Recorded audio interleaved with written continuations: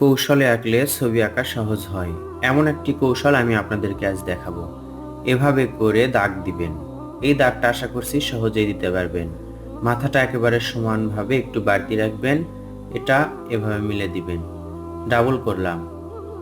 তিনটি ঘরের চালা একেবারে আঁকলাম। এভাবে একটা ছোট এবং একটা বড় করে দাগ দিতে হবে। দাগগুলো এভাবে মেলাতে হবে জিগজ্যাগ করে। তাহলে দেখুন তিনটা সুন্দর গ্রামের ঘর আঁকা হলো। এবার ঘরের পুরো পরিপূর্ণতা আসবে কি করে? দরজা এবং জানালা আঁকলেই ঘরের পরিপূর্ণতা আসবে। একেবারে পারফেক্ট তিনটি ঘর কে না আঁকতে চায় সহজ কৌশলে। কৌশলে আঁকুন, ছবি আঁকাকে সহজ করুন। ছবি আঁকলে আনন্দ পাওয়া যায়, মনোযোগ বৃদ্ধি পায়। এখানে দেখুন আমরা খ্যারের পালা আঁকলাম। এবার আমরা গাছ আঁকবো। কি গাছ আঁকবো? যদি আমরা কলা গাছ আঁকি তাহলে সুন্দরভাবে আঁকা যাবে, সহজ হবে এবং আকর্ষণীয় লাগবে। প্রথমে ডালগুলো আঁকবো। কলা গাছের ডাল সহজেই আঁকা যায়। পাতাও অনেক সহজ, দেখতেও সুন্দর লাগে, রং করাও অনেক সহজ। আমরা আঁকবো না কেন কলা গাছ? যদি কলা গাছ এঁকেই দৃশ্যটা সুন্দর করা যায়। আমরা কলা গাছ আঁকলাম। গাছের পাতার মাঝে ফাটা ফাটা দাগ। এবার দুটি ভি লেটার এঁকে এভাবে ঘরের পাশে বা সাইডে একটি গাছের ডাল আঁকবো। ডালগুলো আঁকার পর আমরা এখানে আঁকছি হচ্ছে পাতা বা ঝোপ। পাতার ঝোপ আঁকলাম। গাছটি সুন্দর লাগছে, রং করলেই বেশ পরিপূর্ণতা আসবে। এইভাবে সোজা একটা দাগ দিবেন আমার মতো করে। স্কেলও ব্যবহার করতে পারেন যদি সোজা দাগ না পারেন। আমরা নদীর পাড় আঁকলাম। নদীর পাড়ের দাগটা ডাবল করলাম। একটু ফাটা ফাটা দাগ, মাটি ফেটে গেছে এরকম। এখন দূরের দাগের উপর দিয়ে পাশের গ্রামের গাছপালাগুলো দেখা যাচ্ছে। খালি চোখে দেখতে এরকম লাগে, তাই আমরা এরকম করে আঁকলাম। এখানে ফলের পালার পাশে একটি চারি বা গরুর খাবার পাত্র আঁকলে সুন্দর লাগে। এই ফাঁকা স্পেসটাও পূরণ হয়ে যায়।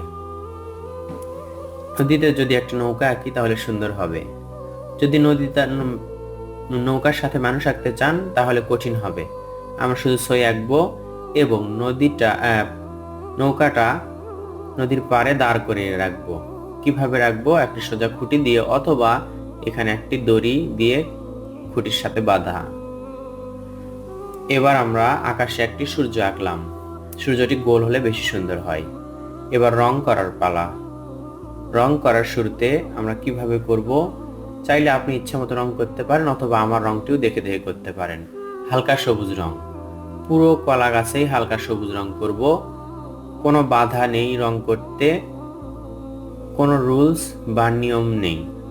পুরোপুরি সবুজ, হালকা সবুজ রং করবেন। আমার দৃশ্যগুলো দেখবেন, আশা করছি আপনাদের জন্য সহজ এবং সুন্দর হবে।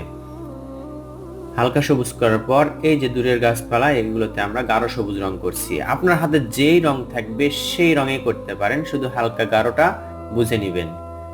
এটাও দেখতে পাচ্ছেন গাঢ় সবুজ রং করলাম। এটা হচ্ছে কাঁচা হলুদ রং। হলুদের মধ্যে একটা গাঢ় হলুদ রং পাওয়া যায়, এটা কাঁঠালির মতো দেখায়। এই রংটি দেখুন আমরা কোথায় কোথায় করছি, সেগুলোতেই আপনারা করবেন। ঘরের দরজাতেও করলাম এবং এই যে গরুর খাবার পাত্র এখানেও করলাম, খুঁটিতেও করলাম, যেগুলো খুঁটি আছে সেগুলোতেও করছি। ফলের পালাতে এবার হলুদ রং। এটা কিন্তু হলুদ রং, ঘরের চালার উপরে হলুদ রং। এবার আমরা রং মিশ্রণ করব। কমলা রং। এই কমলা রংটা এই ফলের খ্যারের পালার এই পাশেও করব এবং গরুর খাবার পাত্রতেও। সূর্যতে কমলা রং করে রাখলাম এবং হলুদ রং পরে করলাম। এবার লাল রং নিয়ে কমলা রঙের নিচে করব। দেখুন ঘরের চালাগুলো কত সুন্দর লাগছে। এবার লাল রংটা আমরা এই পাশে করছি। ঘরের চালাটা বেশ দারুণ লাগছে। কালো রং নিলাম।